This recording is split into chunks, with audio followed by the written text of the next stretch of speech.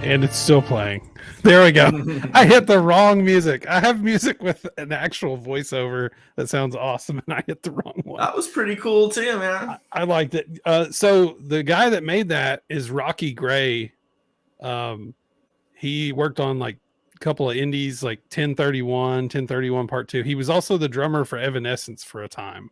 And he's just kind of become a cool person to talk to and chat with. Very cool. Yeah, man. Well, hey everybody. Hello. We're live, and that's why I'm awkward. But it's Spooky Dudes back again. And I believe this is episode 7. And tonight I got a special guest with me, Mr.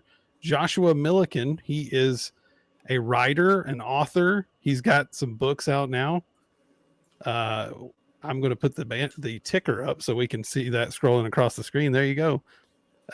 And former editor-in-chief of Dread Central, which is a name everybody should be familiar with if you are into horror. So welcome, Josh.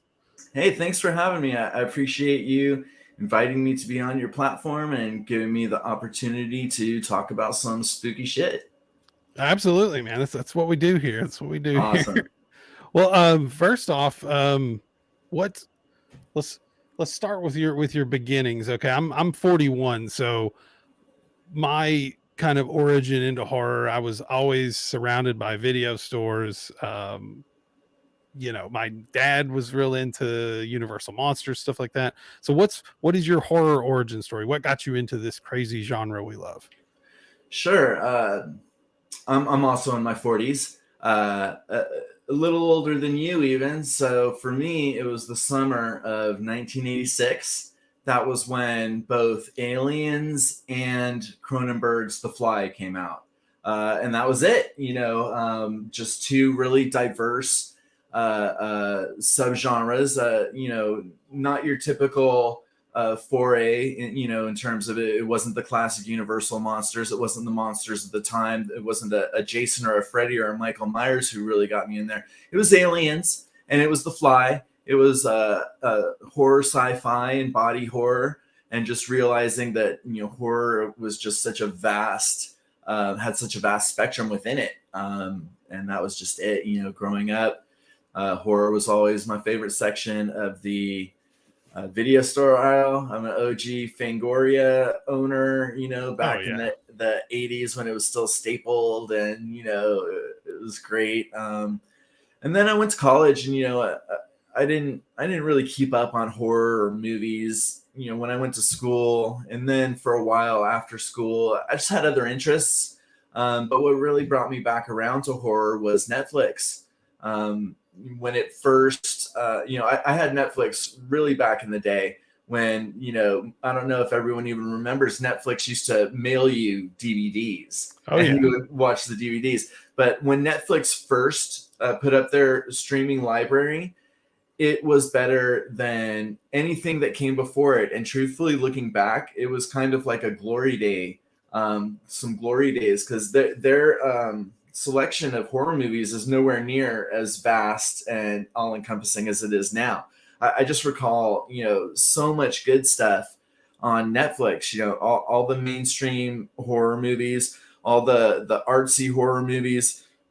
Foreign horror, was something that Netflix completely introduced me to.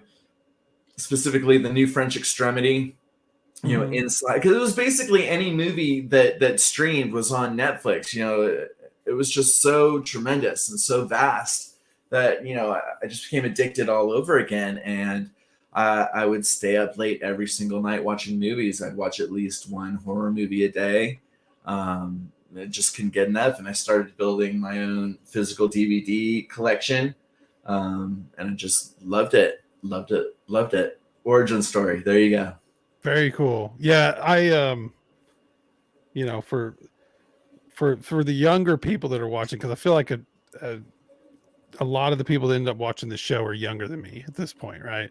But if you didn't grow up in the 80s, it was a weird time. I cannot imagine someone having like a Freddy Krueger.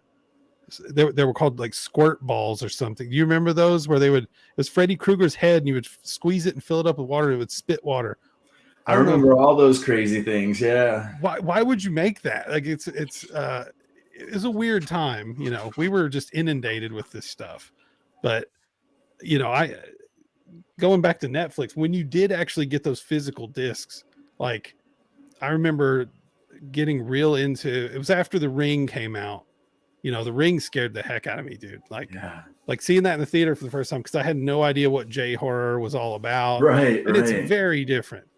It And is. I watched the original Dark Water, loved it. You know, all those had all those discs coming in from Netflix. So yeah, it was cool back then, man. You know, It sure was. It sure was. And now it's like I think you can still find everything, anything you've heard of. You just have to, where can I stream, blah blah, and you'll be able to find it. But the thing about Netflix at the time was it was just everything, and yeah, back then, horror wasn't as popular as it is now. Horror was more the redheaded stepchild genre of cinema. It's not like it is now where it's so mainstream and so inclusive and so popular. That back in the day, is like horror needed all of its proponents. You still had to justify it. So let's say I watch horror movies, but it's not kid stuff. Horror movies are really good. You always had to qualify, and almost like debate people, just admitting that you liked and watched horror. And it's not like that anymore. It's great. Golden age, a new golden age. I totally agree. You know, I was making this point in one of the previous episodes. We were talking about kind of the zeitgeist or whatever you want to call it. Like there's an ebb and flow to what's in vogue in horror. In the 70s it was one way, in the 80s it was another way, 90s.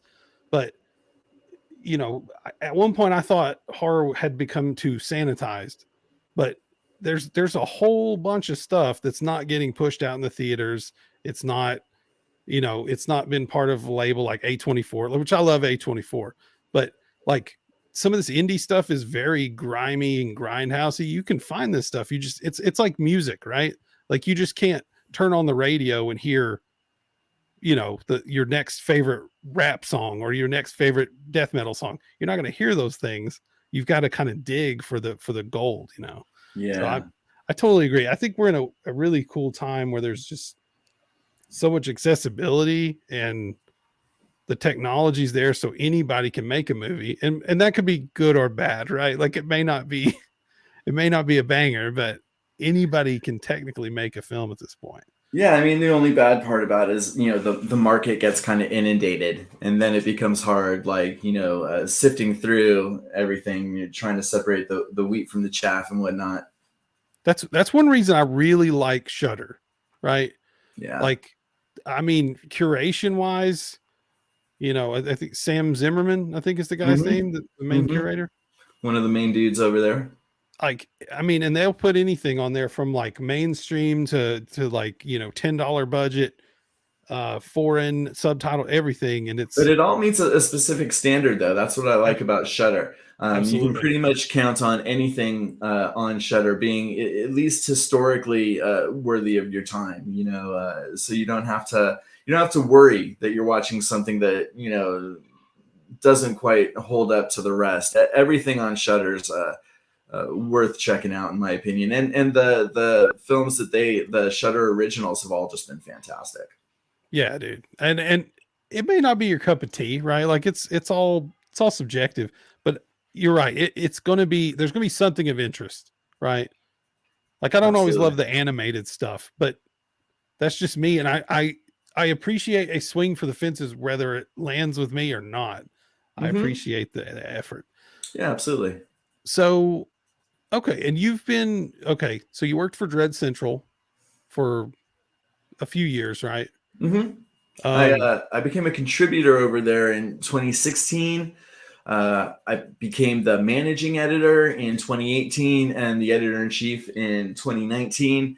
And I worked all the way through the end of 2021. that's awesome. What? Hmm. Well, that kind of brings me. This is sort of a softball question, but like being in that kind of community, you're. I'm sure you were. Here's the word again: inundated with horror because you're working in it. You love it. It's everywhere. I'm sure your friend circle is also at least somewhat invested into horror. So, Yeah. what do you think brings people into the genre? Because really, like, you know, 99.9% of horror fans think that the stuff that's happening in these films would be absolutely terrible in real life. But what do you think brings us in and attracts us to it?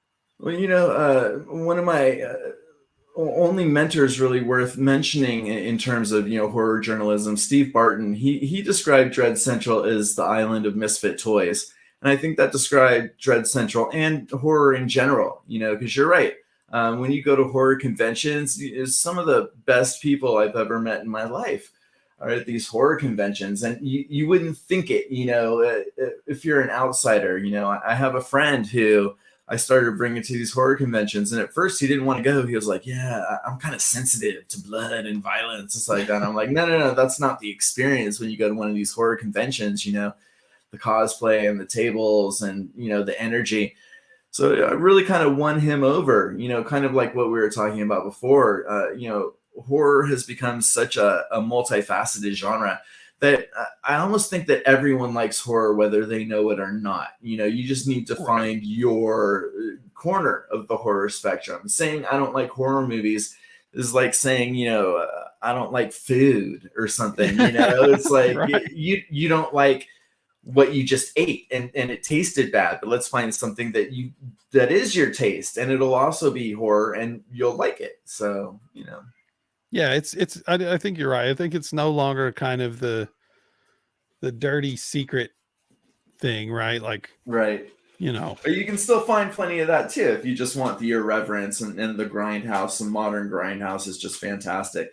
There's still that sleazy horror if that was always your main attraction. sure. So, why did you get into horror writing? I mean, did you just always enjoy writing and just mixing two things you loved, or? Yeah, that's pretty much exactly it. Before I got into journalism, I really feel like I've always been a writer. I wanted to be a writer, a poet, novelist, writer, songwriter, screenwriter, something. Since I was really young, I just didn't know what that would mean. And I went to UC Santa Cruz, which is one of the few undergraduate colleges in the country that offers a creative writing major. So I got a major in creative writing. And then, after school ended for me, you just kind of, I just kind of drifted around from job to job, and I wasn't really doing anything in my field. And it was once I started blogging that I kind of got into journalism. Blogging was just my way of kind of journaling, literally, the films I was watching and the reactions I had and the insights I was having into them. And then becoming an entertainment journalist was just a natural leap from blogging, and it's just been really satisfying. It would be a bummer if I was a writer, but I was writing about things that I had no interest in. But Sure. being a writer in this niche, entertainment community has just always been so wonderful for me because I genuinely feel passionate about it. So, yeah, I actually started in a creative sphere, did journalism for about 10 years, and think that, my creative side gave me a good voice for journalism. And then learning journalism, sticking with journalism for 10 years changed my writing a lot in terms of, helping me trim the fat and helping with engagement and, word structure and adjectives, everything benefited. So, I took a sabbatical at the end of 2021 when my son was born. Yeah. And during that time, I, decided to make this shift from, the online chasing news stories every day to, doing something that's a little more on my own schedule, a little less urgent in writing these books. Deeper Than Hell, which is, on the ticker down there. I had actually written that a few years ago. But when my career started taking off at Dread Central, I just put that, on the back burner, because I had so much to do with Dread, and I wanted Dread Central and, that website to be the focus of everything I did.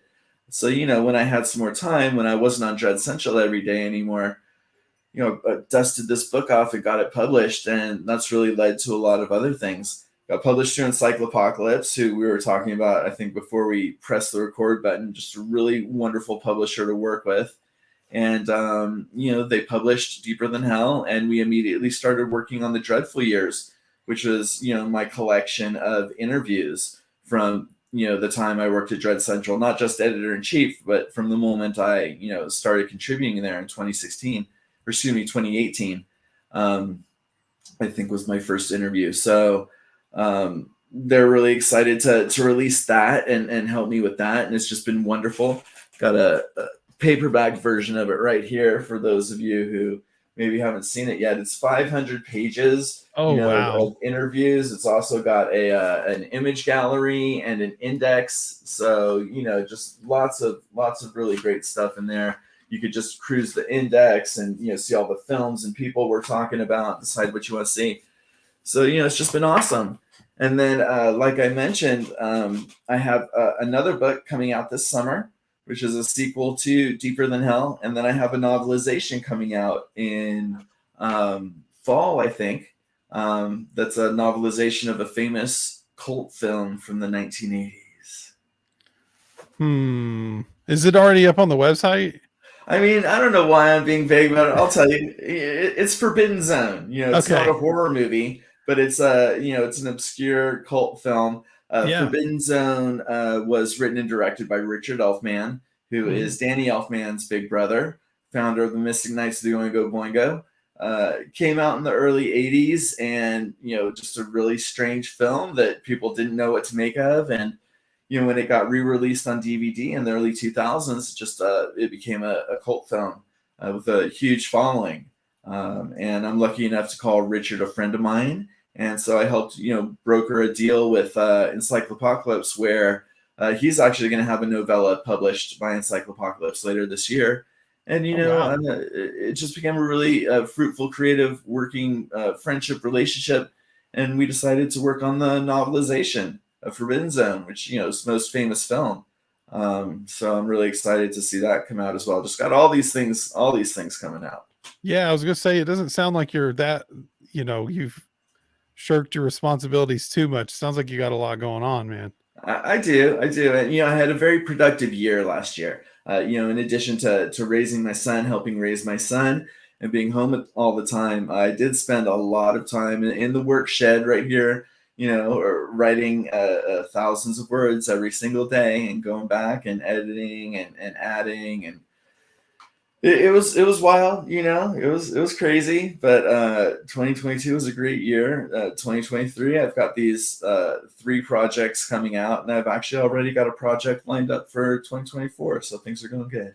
That's great. And speaking of nice people and fruitful relationships, our buddy Kevin Hoover comments in the chat here: Dreadful Years should be required reading for all horror journalists, maybe even all horror fans that like to read books. Thank you so much, Kevin. Yeah, Kevin's been wonderful. Big supporter of my debut horror novel, Deeper Than Hell. Does amazing work at Rue Morgue. And Kevin's the one who hooked us up. So, props to you, Kevin. Thanks for stopping in. Kevin, I have a soft spot in my heart for him because I met him at Scarefest in Kentucky. And one of my side gig is I help run a horror con called FrankenCon. And he came to talk to us and ended up writing an article about us because it was a first time thing. And like, why would you do this? I mean, it's a lot of work, right? So that was awesome. I told him that was kind of like the confidence boost I feel like we needed to like keep the momentum going, because it is just it's a big passion project, essentially. Yeah. So well, I love that Kevin is taking time to elevate those of us struggling here, doing our things, different arenas in horror. Great guy.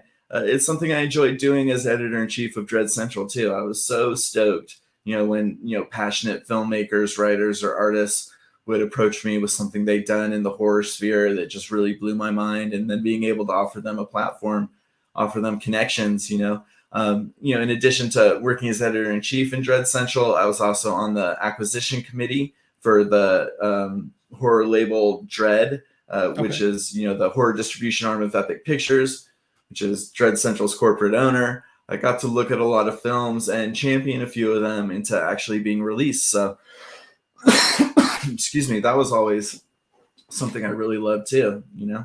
You're kind of wearing a bunch of hats over there, it sounds like. Yeah, I think so. So speaking of, while you were at Dread Central, and I know you've got the book, The Dreadful Years, but are there any particular interviews that just were so awesome, or just whoever you were interviewing was just so gracious that it kind of knocked you back? I love hearing stories about that kind of thing. Yeah, I mean, there are so many in there that really immediately spring to mind. Adam Rifkin, who Mm. he's not even really known for doing much horror.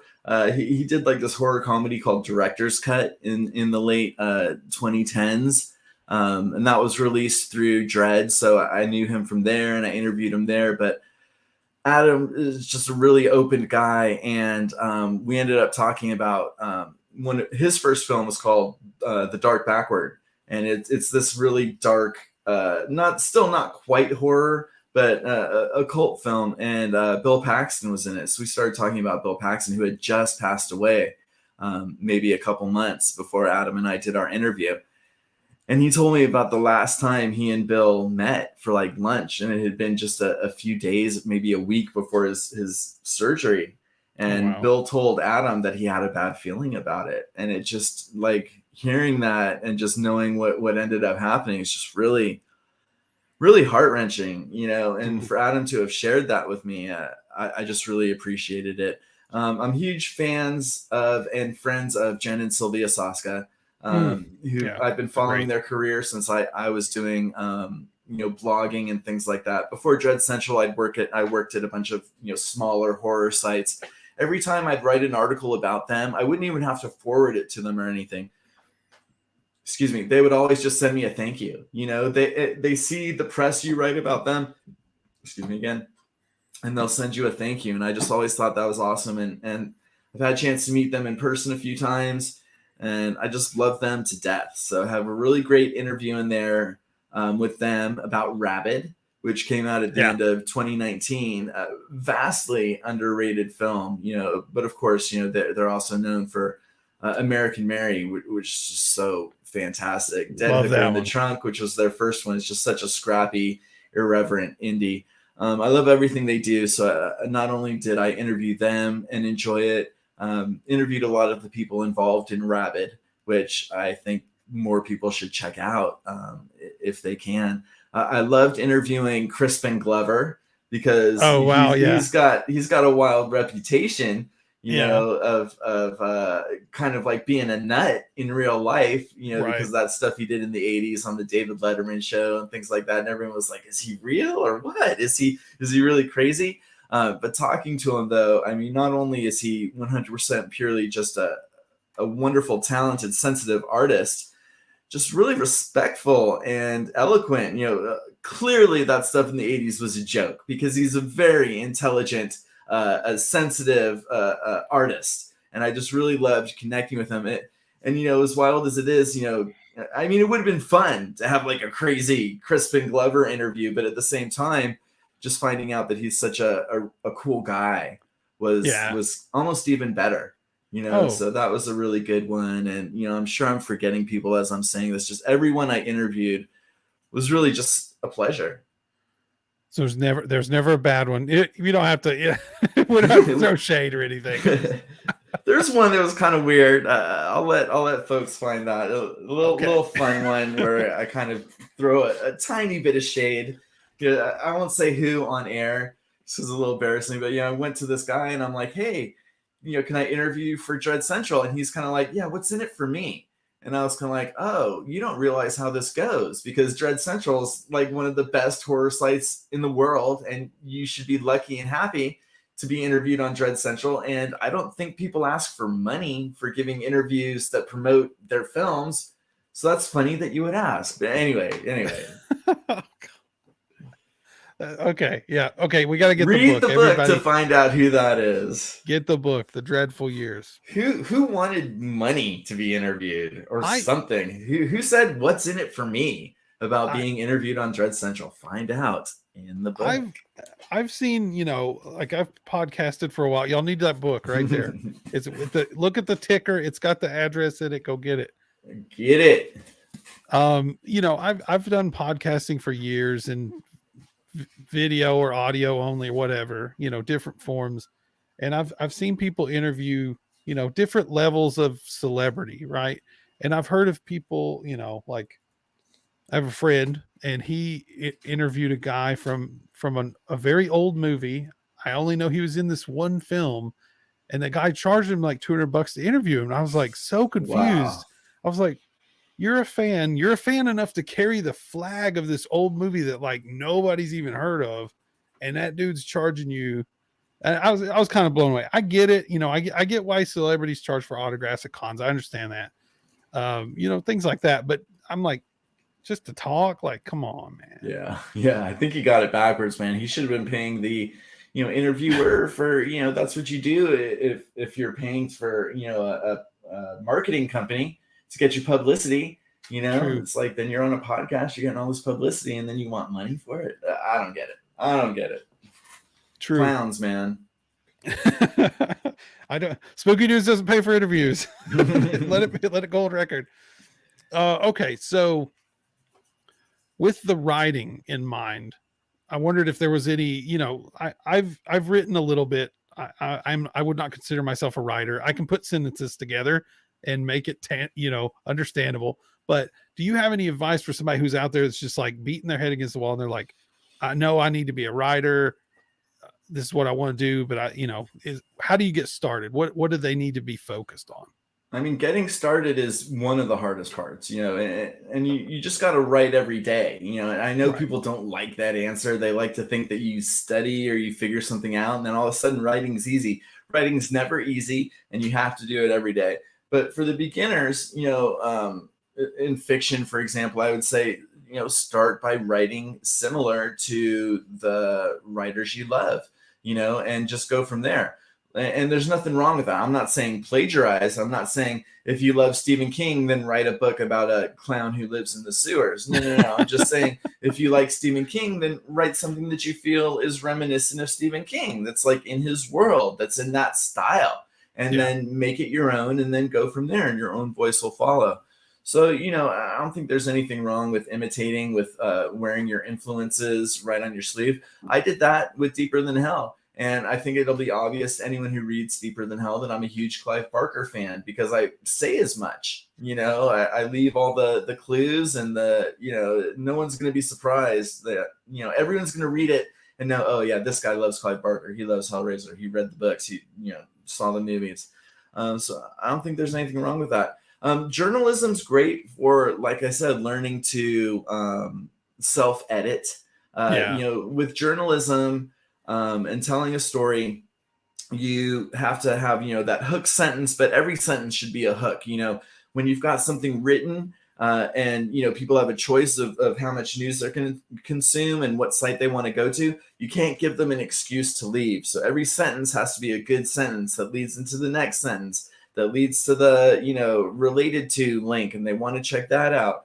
So, that really helped my writing a lot, not giving people an excuse to put the book down, making each chapter end with something that makes you want to go right into the next chapter. So, emulate the writers you enjoy, do some blogging just to write every day, maybe get into some journalism just so you learn how to self-edit, and trim the fat and put things together. That's what I did. And it's always just been a passion, just write every day a little bit, right? I think, something you said about like getting into journalism, even if it's like a mechanism that's built in to like develop your discipline, right? Like everything, Absolutely.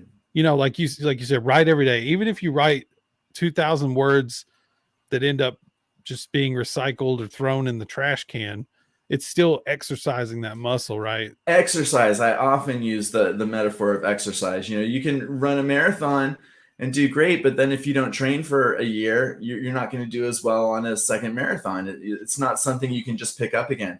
I wrote a book, last year, but if I just spend all of 2013 just sitting on my butt, then it's not going to be easy for me to start up again. You know, I'm going to have to get back to that level. So yeah, write every day. Yeah, I mean, it's okay to take some breaks. I've actually been taking a break for the past like month and a half, but I wrote 3 books last year. Come on, you know, let me have a Yeah. little bit of, but I'm going to get back to it. You know, I want to have a draft of something brand new done by the end of April. So I'm still very focused on it. And, you know, when I get in that mode of writing every day, I absolutely do. I just make the time, find the time that works best for you. For me, it's been in the evenings when other people are in bed and I can just get really dark and, you know, tunnel vision, focus in on my work.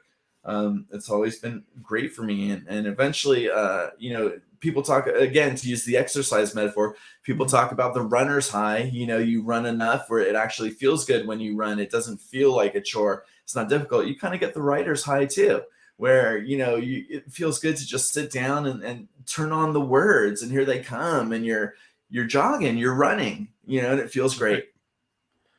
And, you know, like for anybody watching or listening out there, you know, you can take, you know, I mean, I have a day job that is absolutely the furthest thing from what we're doing right now, but I also enjoy my day job. But I love this stuff too. You know, like this this would be my passion. But it seems like you have been able to leverage your passion and your skills, that the point where those two things meet, and make that into your career, which It was a dream come true. I mean, you know, it doesn't get better than that. You know, I'm still in this transitional chapter, you know, the beginning of my next chapter going from Dread Central to artist. But yeah, it absolutely was the best to be able to make a living in the horror industry by writing, you know, looking like I do, you know, not having to wear a tie, not having to, you know, commute in rush hour traffic.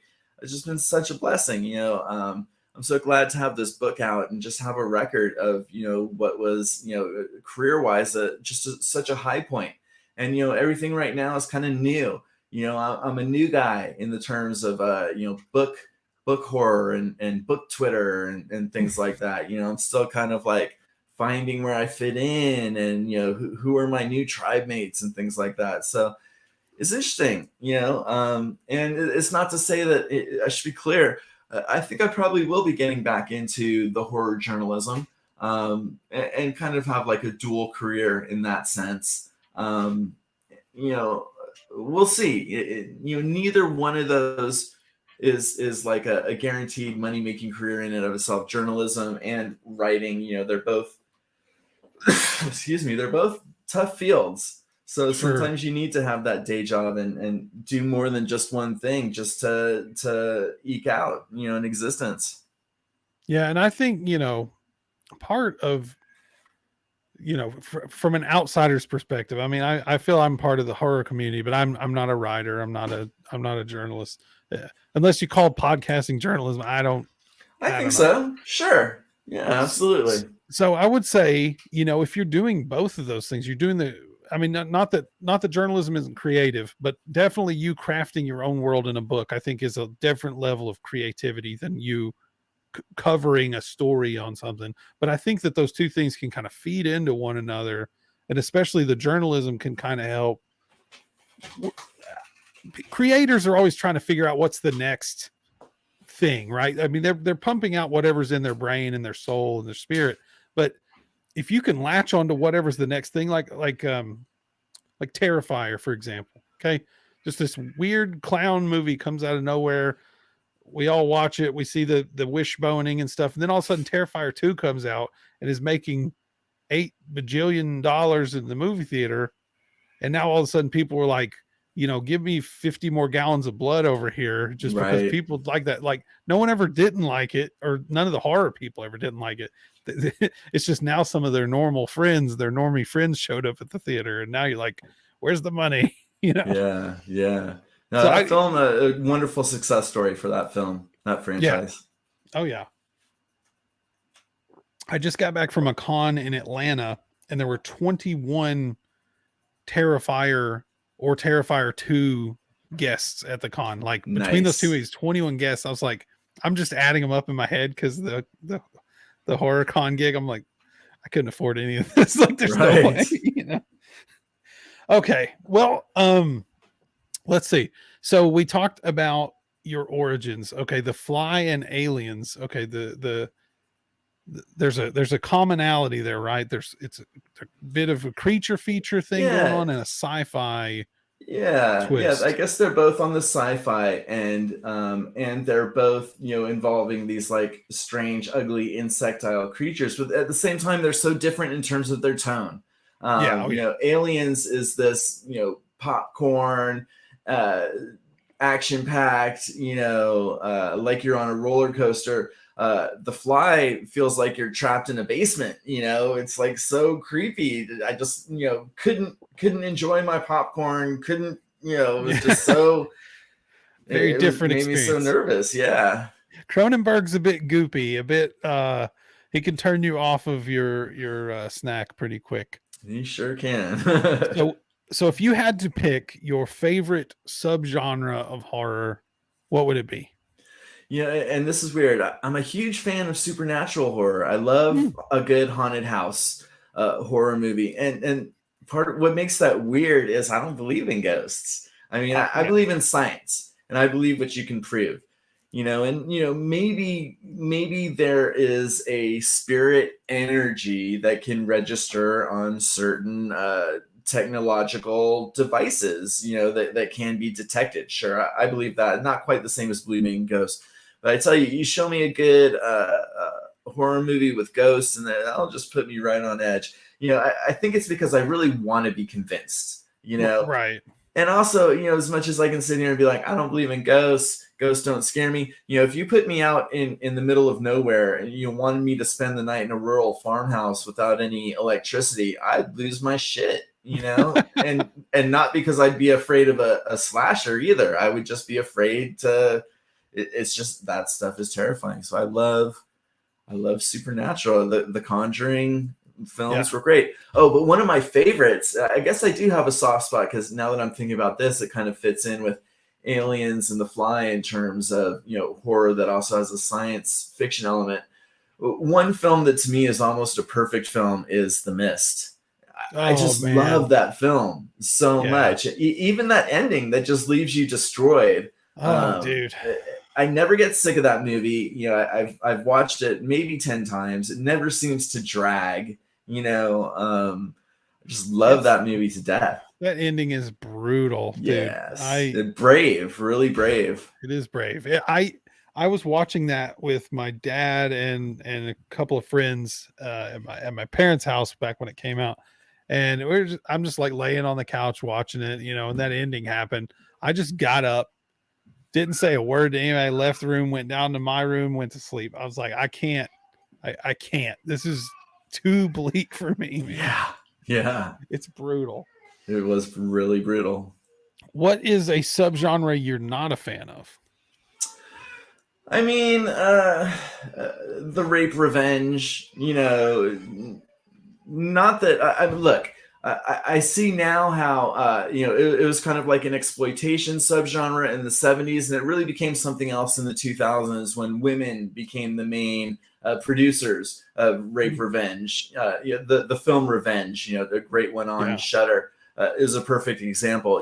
When I think you give the lens, take the lens away from male directors and give them to female directors, it breathes a lot of legitimacy into that subgenre, and it takes it into more emotionally legitimate territory, emotionally genuine territory. I just don't like, yeah, it puts a pit in my stomach in all the worst possible ways. But besides that, I'm pretty open. I don't mind quote unquote torture porn, which I think is uh, not really accurate. A lot of the films that got thrown into the whole torture porn, like one of the main ones, one of the first torture porn films was Hostel. Yeah. Go back and look at it now and realize there's like maybe 8 minutes of horror in an hour and 30-minute movie. Yeah. It's you have there were these films that kind of seemed to promise wall-to-wall horror and torture, but in the end, no, that was really a very small part of it. So I think torture porn actually did a good job of. I mean, there was something about that subgenre that made it seem dangerous. Yeah. that made it seem like you were potentially going to be disturbed just by watching this subgenre. And the bark was always worse than the bite. Which is So exactly what exploitation cinema is all about. I Like think so. the carnival barker saying, "Give me your quarter, come in the tent. You're going to see things you've never seen before." And then you're like, "It's just Hostile." Right. Well, they haven't seen Guinea Pig, right? These right, people have right. not seen Guinea Pig. Well, take it back in time, and you look at Texas Chainsaw Massacre. Toby Hooper actually thought he could get a PG rating on that. That's why there's so little blood. That's Yeah. why you don't actually see any penetrating wounds and everything like that. But that's what's so great about that film. Just the title is R-rated. Yeah. Oh yeah. A film called Texas Chainsaw Massacre, just that title is, it could be bunnies, running around the woods, going to birthday parties. If that's the title, the movie has to be rated R, because the images it puts in your head are rated R, because the courage you have to go and sit down in a theater and watch a film called Texas Chainsaw Massacre is rated R. You have to be ready to see something that would fuck you up if you're a kid. Yeah. Oh yeah. I mean, dude, it's it's in my top 3 of all time. Like there's just nothing to dethrone it. And I mean, it's perfect. Like from a marketing standpoint, the name of the movie, the Mm-hmm. poster, who will survive, and what was And left of what will them. be left of I mean, them? it's chef's kiss. Mm-hmm. Mm-hmm. What? Okay, so one thing I really like to bring up on this show is independent horror, and I think we touched on it a little bit, but um, it's really come to a new level. Like anybody can make a movie, and I mean, I keep saying it like that, but and it's true. But like Tubi, for example, okay, Tubi is kind of this magical streaming apparatus now that just has, I mean, so much on it. Like there's everything from like Queen of the Damned to like don't F in the Woods part 1 and Right, 2. I right. mean, it's everything you can imagine on there. So, and they're paying indie filmmakers to put their content on there because you get to sit through a couple commercials. So Mm-hmm. I think it's a wonderful time for the indie scene. Yeah, yeah. I like Tubi. I've worked with those guys over there. They're great people, and yeah, it's a great service to have too. What are some of your favorite they don't really have to be modern, like they don't have to be brand new indies, but what are some indie films you feel like people should check out if they haven't really delved into it yet? Anything by Justin Benson and Aaron Moorhead. Those are the guys who did Yeah. Resolution was their first film, followed by The Endless, followed by Spring. No, wait. I think Resolution was followed by Spring, which was followed by The Endless, Yeah. which was followed by Synchronic, and their most recent one was In the Dirt. I think what those guys do is incredible because they're indie films, they're low budget, but they don't feel lacking for anything. No. They really prove the adage that it's not the story, it's the characters. Because they have some really just far out there stories, but in every case, the characters just make the film worth the experience. And Yeah. I think that basically all their films take place in the same universe. The Endless is actually a direct sequel to Resolution, although you don't have to have seen Resolution in order to just jump in and appreciate The Endless. Yeah. I interviewed them, they're in my book, about The Endless, and they confirmed that Spring actually is in the same universe as well, even though there's not a direct crossover. It is part of that universe. And then their other films that they've had since The Endless, Synchronic and In the Dirt. In the Dirt, oh no, they do have in both of them. Okay, so in Synchronic, the designer drug is an artificial derivative of the red marijuana that we see in both The Endless and in Resolution. And then in the Dirt, one of the main characters is smoking a joint, and when he's rolling it, there's red marijuana in there. Oh, So okay. that's I kind of haven't the seen the last 2 yet, but I'm a dude. That that's a perfect pick because Resolution, like somebody told me to watch it, and I was like, this doesn't sound great, and I ended up watching it with my wife, and we both thought it was brilliant. it's brilliant. It's brilliant. and Spring and Endless. They were all three of those we really loved. Those guys just are they cool? Like are they like cool to talk to? Because they seem They're like they may so be too cool. smart for me to talk to. I Like mean, they're intimidating. I'll be frank, they're intimidating, but it's almost just because they are so cool and they work so well together. You know, there's a little bit of their origin story in their interview I did with them. They both met when they were working for Ridley Scott in some capacity. Great oh Scott wow, Films. You know, they were both working there, and I think it was Aaron's first day and Justin's last day, and they just barely met each other, and then just became friends and started working on these things together. So yeah, they're intimidating because they're so genuinely cool, but they're not assholes by any extent. No, they're just really decent guys to talk to, and just very open. You know, in the interview I had with them. I'm so glad to hear that. I have a ton of Yeah, respect for them. I need to catch up. I need to see In the Dirt and Synchronic, yeah, but yeah, definitely. they're amazing. Um, I was going to mention one, and I think one of them is in the movie. It's After Midnight, the Jeremy Gardner. Yeah, Is that I'm not sure. I'm the not guy sure that did on The that one. Battery? Mm-hmm. Uh, I really enjoyed that. Yeah, yeah, I've met that filmmaker too. I'm blanking on his name, but yeah, The Battery is awesome. Yeah, Jeremy Great. Gardner. That's the Mm-hmm. Right. um, Justin Benson was a producer on it, and he's in the movie. Okay. Uh, Yeah, I didn't even realize, but now that I'm thinking back on it, I do remember. I do remember that he was one of the two dudes. And actually, Justin and Aaron play the main two characters in the Dirt, so that's really interesting too. They were both in the Endless. They played the brothers in the Endless. yeah, They played different characters in the Dirt. It's a very bizarre dynamic between these two characters who are neighbors and in the dirt. So definitely check it out. Just really talented guys. Some other indies just this year. I got to admit, I was really impressed with Skinamarink. It worked for me. You know, I know a lot of it's really it's polarizing. People it's either love it or divisive. hate it, but I really loved it. It struck all the right boxes for me. I didn't expect to love it. You know, I expected to hate it, and maybe that's why I loved it so much. I went in with low expectations, but no, I thought that one was really good. And that film was made for what, like $7,000, and Yeah, it's made $1 million. So it's on Shutter. It is divisive though. You're right. I started it late at night. That's not the time to start that movie. Not a lot. There's not a lot of action. Very few well, not a lot of explosions. action, not a lot of action on the screen. You know, it's all happening off screen, so Yeah, it's a different cinematic experience. You know, it's not a passive experience. It's a yeah. challenging experience that requires you to be an active participant.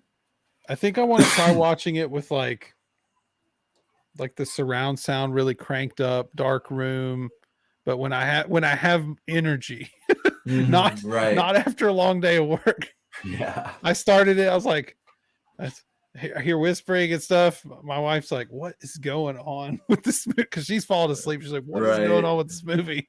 I'm like, "I don't know, but I'm going to bed because I'm Yeah. tired." Yeah. Oh, okay. Let's see. Okay, I need to catch up on Skinamarink, but yeah, it is divisive.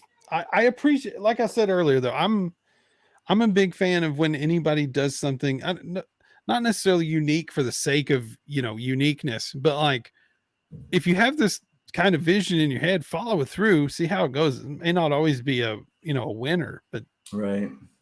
by God, put it in Swing the for the universe. fences. Yeah, swing for the fences. Whatever you do, you know, try to make it the best.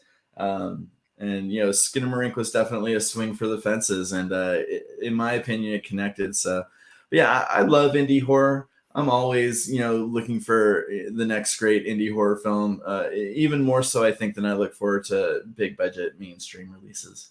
That's kind of where I'm at right now. I always get excited when, like we mentioned A24 earlier. I always get excited when there's a new A24 thing coming out because I mean, I don't know of any other horror label, imprint, studio, whatever you want to call it, that's had such unique, like a unique like roster of films, Yeah. Yeah.